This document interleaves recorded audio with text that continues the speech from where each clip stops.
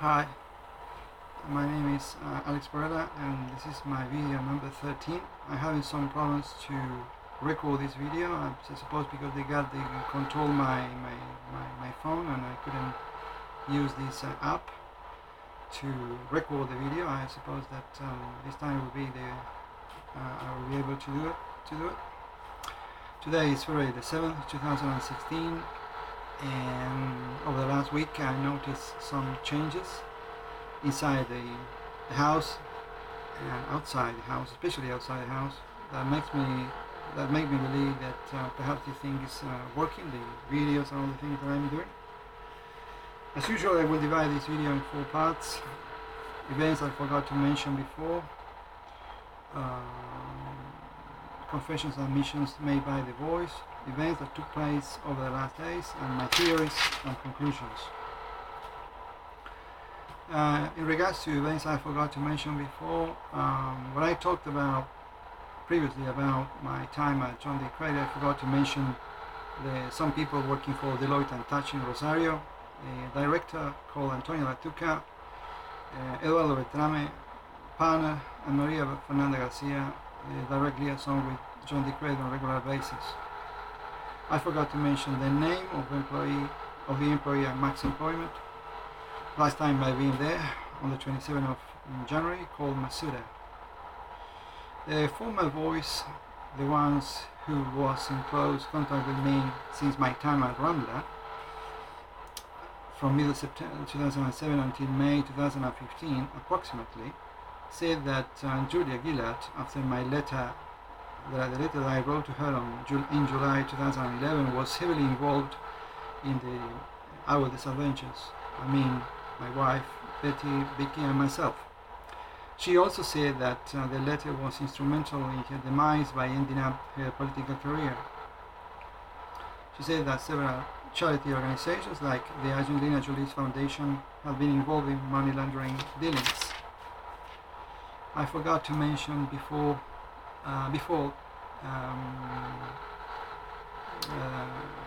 in regards to some interviews that I had back in 2002.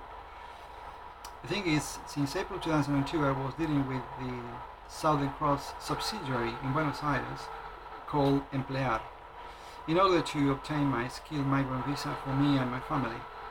The local contacts there were Martin Surman and Brian Glanspiegel, and here, of course, Michael Booney, the migrant agent, and Julie Burke, who we used to contact through emails quite regularly to check the progress of the whole process. The thing is that during the time it took to get the visa granted, around 18 months, I had a few job interviews in Buenos Aires, which I believe were arranged by the people behind all our problems, my family back then, of course.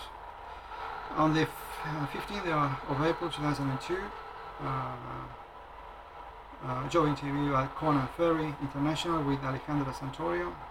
Back then they were located at number 585 Quintana Avenue, 6th floor. Maria Nicholson was part of the meeting as well. On May the 9th, another with Silvia Cantalero. On June the 6th, another with Alejandro Ivanisevich from Garfin Group.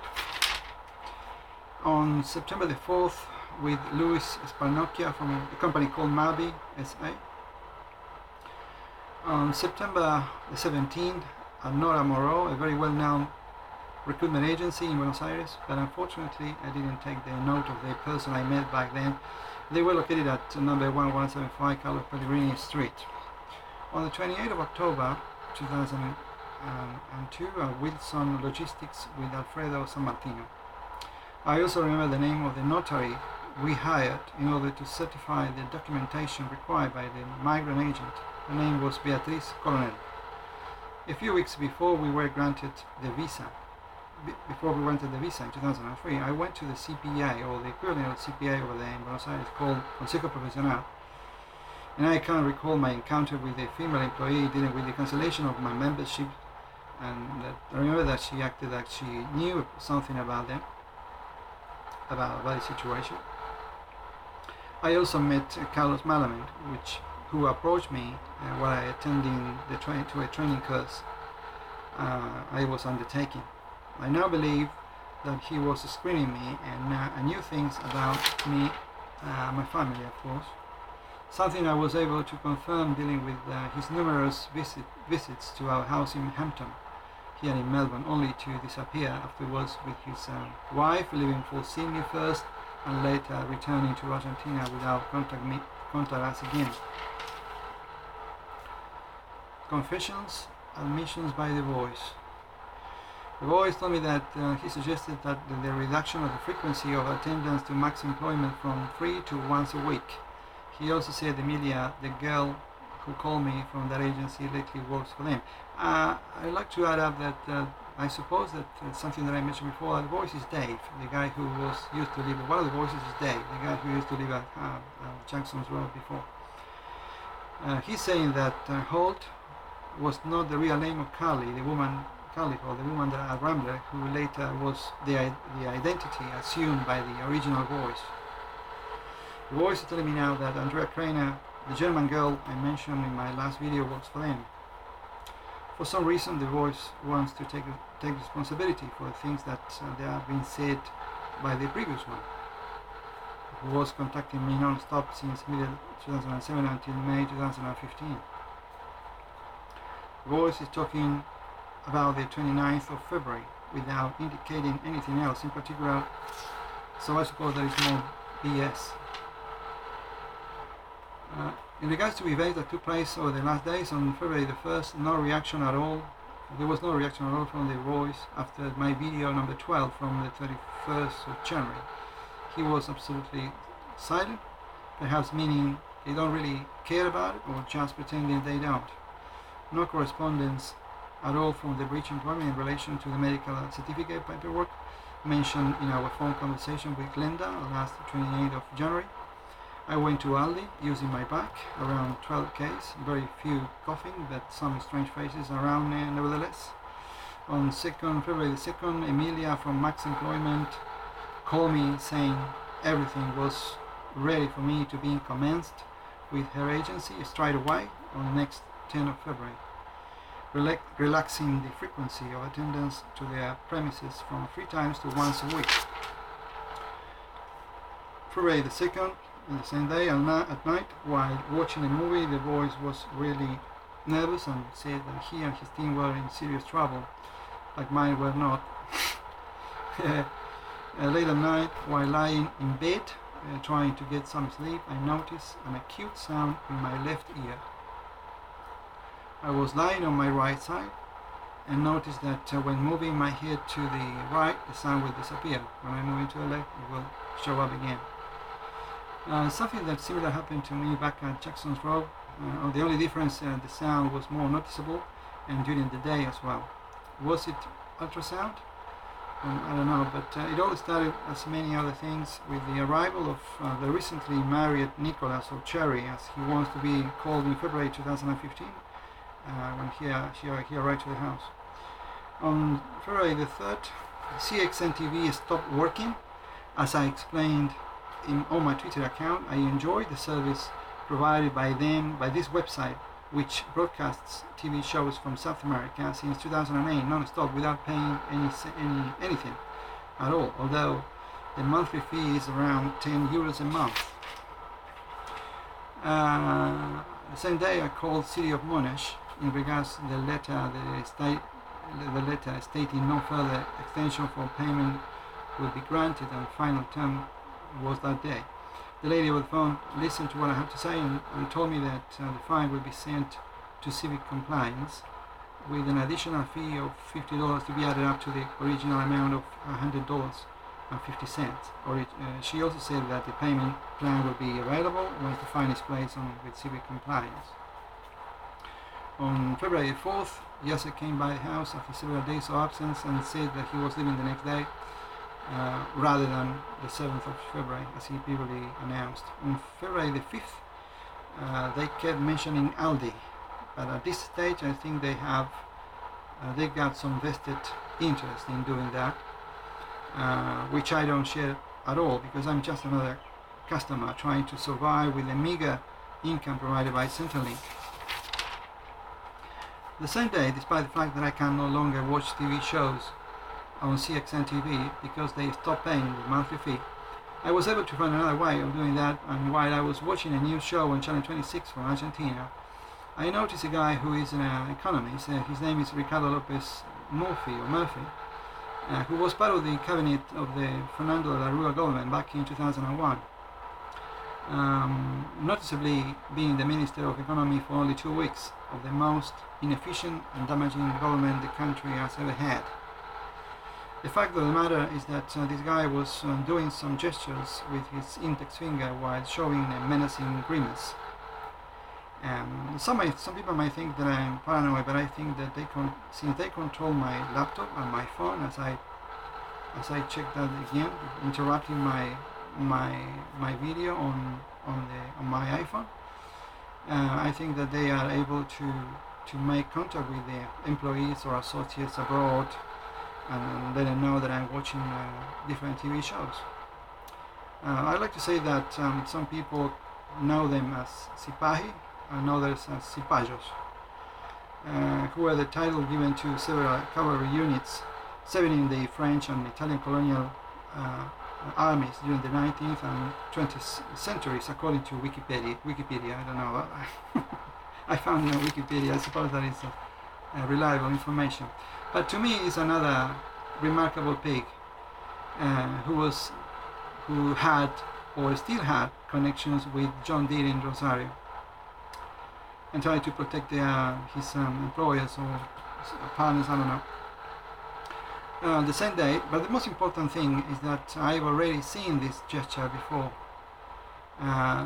Not one, but several times. This kind of gesture of doing this or doing this thing. I've seen this from people with real power. And although I don't know the exact meaning of it, it seems quite ominous to me. On the 6th of February, no news from Vicky, but in the morning I called 000, and afterwards, a few minutes afterwards, they sent me, the team sent me a WhatsApp message on behalf of her, I suppose, saying that she had no time to talk to me. The voice, for some unknown reason, has mentioned today, that day, he mentioned Foxtel and Open Universities Australia. Well, I wonder if they were somehow involved. I don't know, because with the Open Universities Australia, I did the free subjects online to become a CPA member back in 2006. And with Foxtel, the only thing that I noticed is that when I was evicted from Sandringham, they were claiming the set-top box, organizing several appointments to be collected by them, but they never showed up. Something strange, but apart from that, I don't know anything else. At night, Honey, the guy, he started a chat about him coming back from work, very tired. I asked him if he worked on Saturdays. He said that he didn't. He needed to pay the bills, as I do. He was driving a car lent by a friend, that's what he said. He offered me a referral to a job at his work. I said that it was okay as long as it was involving 20 or plus or more hours a week. He asked for my name. When I was about to tell him my surname, he knew that. So I don't know how did he know that, but I told him that I was and I started to laugh a bit at him, and he seemed something happened. I suppose that something happened over the last week for this change of very polite period that started recently. There's more on my Twitter account anyway. Perhaps it's a new trick, I don't know. Maybe.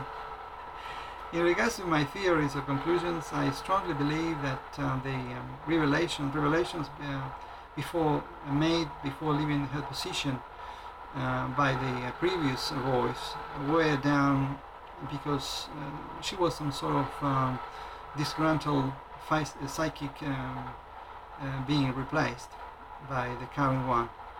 I don't know how to put it in other words, but I suppose that it's some sort of that kind of thing. He said a lot of things, and which didn't make sense, or I couldn't explain back then. But I suppose that that was the reason. The speeding fines being paid by them, the Centrelink payments being paid by them, the loans with the National Bank and the Springvale Center were paid by them as well. We're part of this, we're part of all of these things that she revealed before leaving.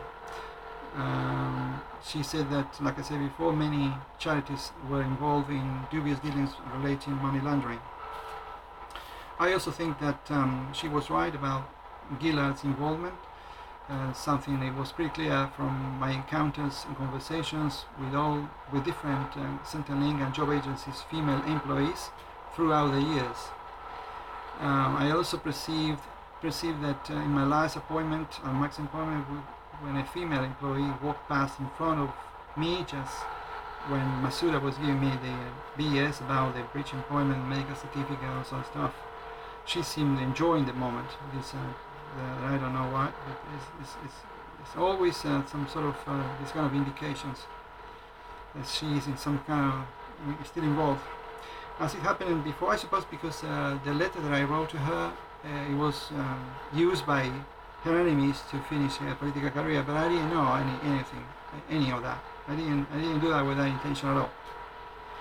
To finish anyone's political career, I did it because I thought it was a serious country, not a colony like it sometimes it seems to be, this place.